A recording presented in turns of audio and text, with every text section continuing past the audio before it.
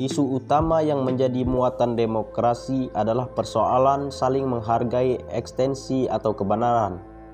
Rasa ingin dihargai adalah kebutuhan alamiah manusia. Manusia dari suku bangsa apapun memiliki rasa itu. Teman-teman kita di sekolah mempunyai hak untuk dihargai. Bapak dan ibu guru, orang tua, dan semua orang yang ada di sekitar kita juga mempunyai hak untuk dihargai dan dihormati sebagaimana kita juga ingin dihargai. Ternyata, persoalan menghargai dan dihargai adalah bagian penting dari misi dakwah Islam.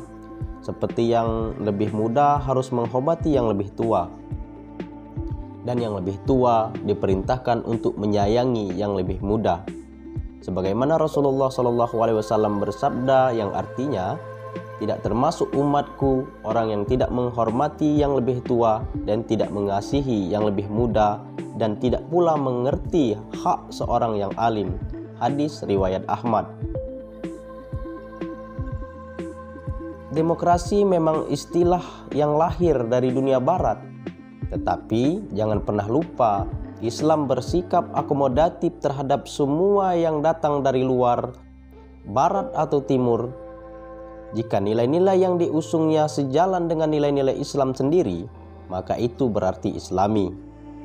Tahukah kalian, menurut pandangan para pakar, pemerintahan yang dipimpin Rasulullah SAW dan Khulafaur Rasyidin merupakan pemerintahan yang paling demokratis yang pernah ada di dunia. Dengan piagam Madinah sebagai acuan dalam menata hubungan antar warga masyarakat, pada masa itu, semua elemen masyarakat mendapat pengakuan dan penghormatan setara. Banyak contoh dunia barat tercengang dengan adanya fakta piagam Madinah. Salah satunya adalah Robert N. Bellah yang menuliskan dalam bukunya Beyond Belief 1976 bahwa Muhammad SAW sebenarnya telah membuat lompatan yang amat jauh ke depan. Menurut Bellah, Muhammad SAW telah melahirkan suatu konstitusi Madinah yang untuk zaman tepatnya adalah sangat modern. Sebuah pemikiran dari seorang cendekiawan muslim, mantan rektor Al-Azhar Mesir, yaitu Muhammad Saltud, menegaskan, walaupun banyak perbedaan pendapat dalam memahami akidah, namun ada 3 hal yang harus dibatasi dalam upaya menyikapi perbedaan. 1. Akidah harus dipahami dari dalil yang qat'i, dalil yang bersumber dari Al-Quran dan hadis yang sahih. 2. Pemahaman akidah dari dalil yang tidak qat'i pada akhirnya akan menimbulkan perbedaan pendapat. Dalam keadaan demikian, maka tidak ada suatu pendapat pun yang boleh diklaim paling benar dengan menafikan pendapat lain. 3. Materi-materi akidah yang termuat dalam buku-buku tauhid bukanlah rangkuman dari semua masalah akidah yang diwajibkan Tuhan kepada kita. Kitab-kitab itu adalah karya ilmiah yang mungkin dapat berbeda dengan teks Al-Quran dan maupun Al-Hadis. Oleh karenanya, ia menjadi lahan ijtihad para ulama. Agar lebih mudah memahami materi ini, mari kita bahas secara bertahap. Di dalam Al-Quran terdapat ayat-ayat yang berisi pesan-pesan mulia tentang bersikap demokratis, musyawarah, dan toleransi dalam perbedaan. Salah satunya Al-Quran Surah Al-Imran ayat 159.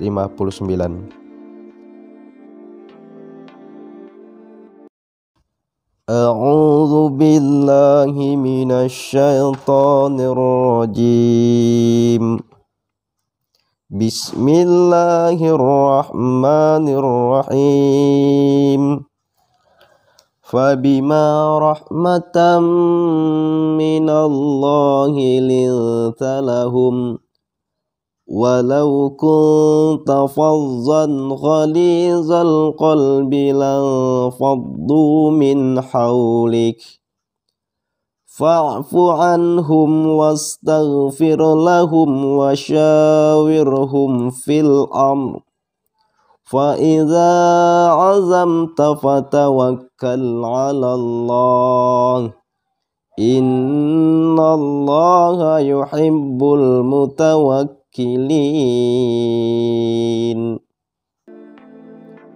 Maka disebabkan rahmat dari Allah Subhanahu wa Ta'ala lah kamu berlaku lemah lembut terhadap mereka. Sekiranya kamu bersikap keras lagi berhati kasar, tentulah mereka menjauhkan diri dari sekelilingmu. Karena itu, maafkanlah mereka, mohonkanlah ampun bagi mereka, dan bermusyawarahlah dengan mereka dalam urusan itu. Kemudian, apabila kamu telah membulatkan tekad, maka bertawakallah kepada Allah Subhanahu wa Ta'ala. Sesungguhnya Allah menyukai orang-orang yang bertawakal kepadanya.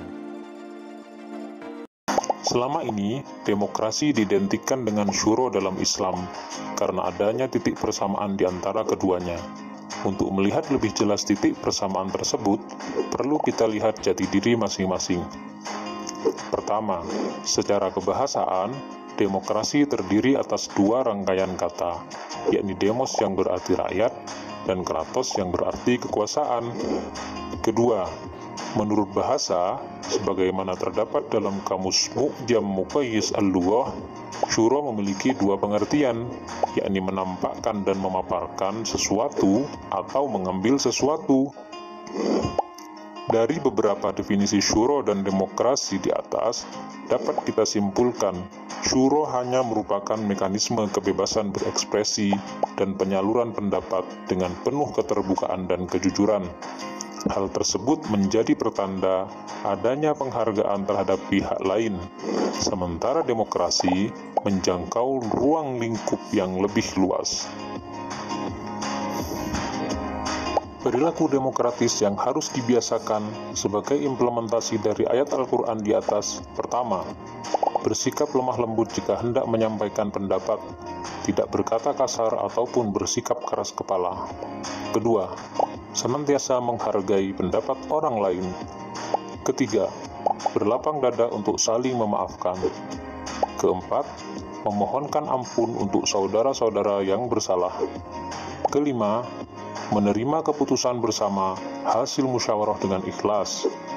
Yang keenam, melaksanakan keputusan-keputusan musyawarah dengan penuh kesungguhan dan tawakal.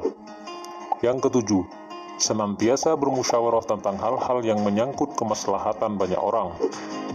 8. Menolak diskriminasi atas nama apapun. Serta yang kesembilan, berperan aktif dalam bidang politik sebagai bentuk partisipasi dalam membangun bangsa.